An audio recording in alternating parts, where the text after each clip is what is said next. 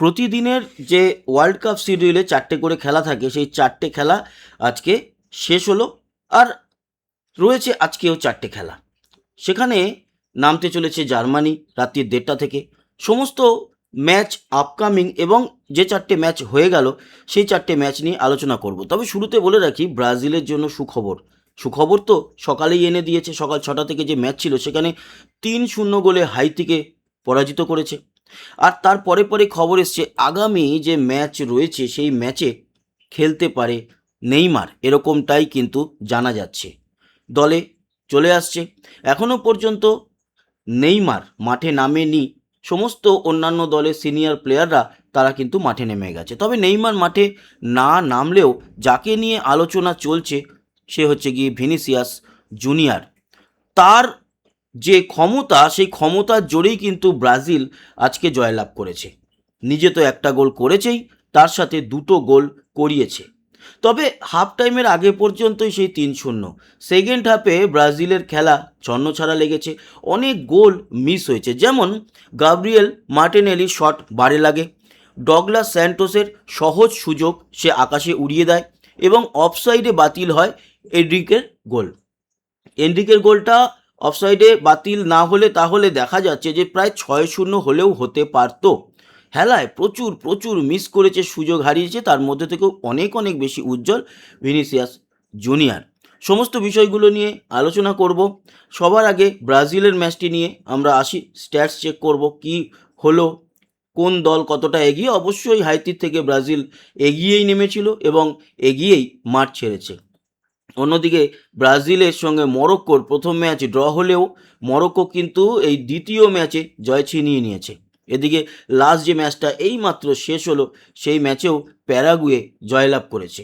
মোটামুটি আজকে কোনো ড্র হয়নি, সবকটা ম্যাচই একটা না একটা ফলাফল নিয়েই শেষ হয়েছে। আমরা এবার সবার আগে চলে আসি আমাদের যে স্ট্যাটস, সেই স্ট্যাটসে, এবং সবার প্রথম দেখব ব্রাজিল বনাম হাইতির ম্যাচের স্ট্যাটস। ম্যাচ শেষ হয়েছে 3-0 গোলে এবং তার সাথে সাথেই ব্রাজিল কিন্তু 1 নম্বর পজিশনেই রয়েছে বা চলে গেছে। গ্রুপ স্টেজের বা গ্রুপ সি এর ম্যাচ ছিল এবং গ্রুপ স্টেজের ম্যাচ ছিল। 3টে গোল ব্রাজিলের তরফ থেকে হয়েছে, হাইতি কোনো গোল দিতে পারেনি। ব্রাজিলের তরফ থেকে যে গোল হয়েছে তাতে প্রথম গোল ম্যাথুয়াস কুনহা, সে 23 মিনিটে প্রথম গোল দেয়। তারপরে 36 মিনিটে আবারও গোল দেয় এবং এই 2টো গোল করানোর পিছনে ভিনিসিয়াস জুনিয়রেরই কিন্তু অবদান ছিল। এছাড়া ভিনিসিয়াস জুনিয়র আরও একটি গোল করে, সেটা হাফ টাইমের জাস্ট আগে। হাফ টাইমের যে 45 মিনিট সেটা শেষ হয়ে যাওয়ার পরেও যখন 3 মিনিট অ্যাডেড টাইম চলছিল, মানে ওই ম্যাচের 48 মিনিট নাগাদ গোলটি করে এবং সেই যে 3-0 হয় সেই 3-0 খেলার শেষ বাসি পর্যন্তই ছিল। আর কোনো গোল হয়নি, বললামই তো, আরও গোলের অনেক সুযোগ হেলায় নষ্ট করেছে ব্রাজিল। তবে আজকে প্রথম হাফে ব্রাজিলের খেলার যে গতি সেটা খানিকটা ভালো লেগেছে এবং সাম্বার যে ছন্দ সেটা কিছুটা পাওয়া গিয়েছে। এখনও পুরোপুরি আমি বলবো না যে ব্রাজিল তার ছন্দে চলে এসছে। স্ট্যাটস বলছে যে শট নিয়েছে 9টা ব্রাজিল, 8টা হাইতি। শটস অন টার্গেটও দেখুন খুব বেশি কম বেশি নেই, 5খানা ব্রাজিল এবং 4খানা হাইতি। বল পজিশন 57% ছিল ব্রাজিলের কাছে, 43% হাইতির কাছে। পাসেস 533টা ব্রাজিল এবং 387টা ছিল হাইতি। পাসের অ্যাকিউরেসি 89% ব্রাজিল, 84% হাইতি। ফাউল 13টা ব্রাজিলের পক্ষে হয়েছে, 15টা হাইতির। ইয়েলো কার্ড 1টা দেখেছে ব্রাজিল, 3টে দেখেছে হাইতি। রেড কার্ড কোনো দল দেখেনি। অফসাইড 8খানা করেছে ব্রাজিল এবং সেই 8টার মধ্যে একটা কিন্তু এনরিকের যে গোল, সেই গোলটাও বাতিল হওয়া গোলেও একটা অফসাইড ছিল। অন্যদিকে হাইতি 4টে অফসাইড, কর্নার 4টে। এই হলো গিয়ে ব্রাজিল ম্যাচের স্ট্যাটস। এবার আসি গতকাল রাতে যে প্রথম ম্যাচটা হয়েছিল, সেই ম্যাচটা ছিল ইউএসএ বনাম অস্ট্রেলিয়া। এখানে কিন্তু ইউএসএ অস্ট্রেলিয়াকে হারিয়ে একেবারে সেই গ্রুপ স্টেজে তো 1 নম্বরে রয়েছে, আর বলা যেতে পারে তারা পরের রাউন্ডে পৌঁছেও গেল। ইউএসএর হয়ে যে 2টো গোল হয়েছে সেটা কিন্তু অস্ট্রেলিয়ারই একটি প্লেয়ার ক্যামেরুন বার্জেস সেই নিজের গোলে নিজে ওন গোল করে দেয়, সেম সাইড গোল হয় এবং 11 মিনিটে এই গোলের দৌলতেই বা অস্ট্রেলিয়ার প্লেয়ারের গোলের দৌলতে ইউএসএ 1 গোলে এগিয়ে যায়। দ্বিতীয় গোলটা অবশ্য ইউএসএই দিয়েছে, অ্যালেক্স ফ্রিম্যান, সে 43 মিনিটে গোল দেয় এবং 2-0 এগিয়ে যায়। তারপরে সেকেন্ড হাফে আর কোনো গোল হয়নি, এই 2-0তেই কিন্তু ম্যাচ শেষ হয়। টিম স্ট্যাটস কি বলছে? শটস ইউএসের তরফে 8টা, অস্ট্রেলিয়ার 5টা, শটস অন টার্গেট দুটো। Position 63% USA, 37 Australia. Passes 494, 249। Pass accuracy 87, 77। Foul 12টা ইউএসএ, 16টা অস্ট্রেলিয়া। ইয়েলো কার্ড 3টে ইউএসএ এবং 4টে অস্ট্রেলিয়া। রেড কার্ড কেউ দেখেনি। অফসাইড একটাই হয়েছে পুরো ম্যাচে, সেটা ইউএসএর, এবং অস্ট্রেলিয়ার তরফে কোনো অফসাইড হয়নি। কর্নার 7খানা পেয়েছে ইউএসএ, 4খানা পেয়েছে অস্ট্রেলিয়া। এই হলো গিয়ে দ্বিতীয় ম্যাচের প্রথম ম্যাচের আজকের শিডিউলের প্রথম ম্যাচের স্ট্যাটস।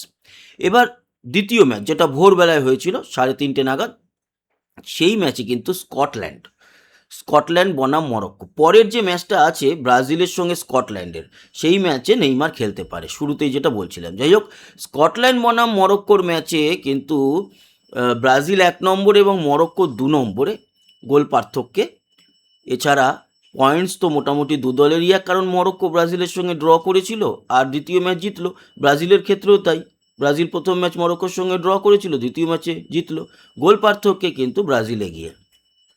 স্কটল্যান্ড কোনো গোল করতে পারেনি, মরক্কো একটাই গোল করেছে এবং সেই গোলটা হয়েছে ম্যাচের শুরুতেই। ওই যে 2 মিনিট নাগাদ ইসমাইল সাইবারি গোলটা করেছে, সেই গোলের দৌলতেই কিন্তু মরক্কো এই ম্যাচটা, বাকি যে পুরো ম্যাচ, মানে 2 মিনিট যদি বাদ দেওয়া হয়, বাকি পুরো ম্যাচে আর কোনো গোল হয়নি। এই হচ্ছে গিয়ে। এবার স্ট্যাটসটা দেখে নিই।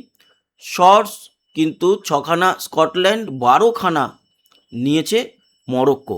শটস অন টার্গেট একটাও ছিল না স্কটল্যান্ডে, 3খানা ছিল গিয়ে মরক্কোর। বল পজিশন 40% স্কটল্যান্ডের, 60% মরক্কোর। পাসেস 441 হচ্ছে গিয়ে স্কটল্যান্ডের, 666 মরক্কো। Pass accuracy 87, 91। ফাউল 11টা স্কটল্যান্ডের এবং 8খানা মরক্কোর। ইয়েলো কার্ড একটা। রেড কার্ড কেউ দেখেনি। অফসাইড একটা হচ্ছে গিয়ে ইউএসএ স্কটল্যান্ডের। কর্নার 2খানা স্কটল্যান্ড এবং 5খানা মরক্কো। আর তৃতীয় ম্যাচ ছিল যেটা, সেটা তো ব্রাজিলের ম্যাচ ছিল, ব্রাজিল বনাম হাইতি, সেটা নিয়ে শুরুতেই আলোচনা করলাম। এবার আসি চতুর্থ ম্যাচ, যেটা শেষ হলো। সেই ম্যাচে তুর্কি এবং প্যারাগুয়ের ছিল এবং প্যারাগুয়ে জয়লাভ করেছে। এখানেও একটা গোল যেটা হয়েছে, সেই গোলটা দেখুন ওই একই রকম 3 নম্বর 2 নম্বর ম্যাচটার মতো। মাটিয়াস গালারজা সে 2 মিনিটেই গোল করে। 2 মিনিটে গোল করার পর বাকি ম্যাচে আর কোনো গোল হয়নি। সেই 2 মিনিট বাদ দিলে পুরো ম্যাচে আর কোনো গোল নেই। ওই 2 মিনিট নাগাদ ম্যাচের শুরুতেই যে গোলটা, সেই গোলেই যে এগিয়ে যায় প্যারাগুয়ে, সেটাই একেবারে শেষ অবধি ধরে রাখে ওই লিডটা। কিন্তু লাস্টে 10 জনে খেলে হাফ টাইমের পর থেকে প্যারাগুয়ে 10 জনেও কিন্তু রুখে দিয়েছে তুর্কিকে। তার কারণ লাল কার্ড দেখে ওই হাফ টাইমের জাস্ট একটু আগে, 45 মিনিট হয়ে যাওয়ার পর 3 মিনিট যখন অ্যাডেড টাইম চলছিল, সেই সময় মিগুয়েল আলমিরন, সে প্যারাগুয়ের প্লেয়ার, লাল কার্ড দেখে মাঠ ছেড়ে বেরিয়ে যায়। এখানে যদি আমরা দেখি তাহলে তুর্কির এবং প্যারাগুয়ের তরফে অনেক পার্থক্য আছে। দেখুন, তুর্কি কিন্তু ওভারঅল যেটা দেখা যাচ্ছে অনেক বেটার খেলেছে আপাত দৃষ্টিতে। যদি স্ট্যাটস আপনারা দেখেন, 33খানা শট নিয়েছে তুর্কি, 6খানা প্যারাগুয়ে। শটস অন টার্গেট 6খানা তুর্কির ছিল, 2খানা মাত্র প্যারাগুয়ের। বল পজিশন দেখুন, 78% তুর্কির, 22% প্যারাগুয়ে। তার মানে তুর্কি পুরো ম্যাচ খেলেছে, অথচ জিতেছে প্যারাগুয়ে। পাসেস 638টা অবশ্য করেছে তুর্কি, হ্যাঁ অবশ্য কি তুর্কিই বেশি করেছে, 154টা পাসেস করেছে প্যারাগুয়ে। পাস অ্যাকুরেসি দেখুন, 90% তুর্কির, 58% প্যারাগুয়ে, তাও প্যারাগুয়ে জিতেছে। ফাউল 14টা 15টা। ইয়েলো কার্ড একটা। রেড কার্ড তুর্কির কেউ দেখেনি, একটা রেড কার্ড দেখেছে প্যারাগুয়ে।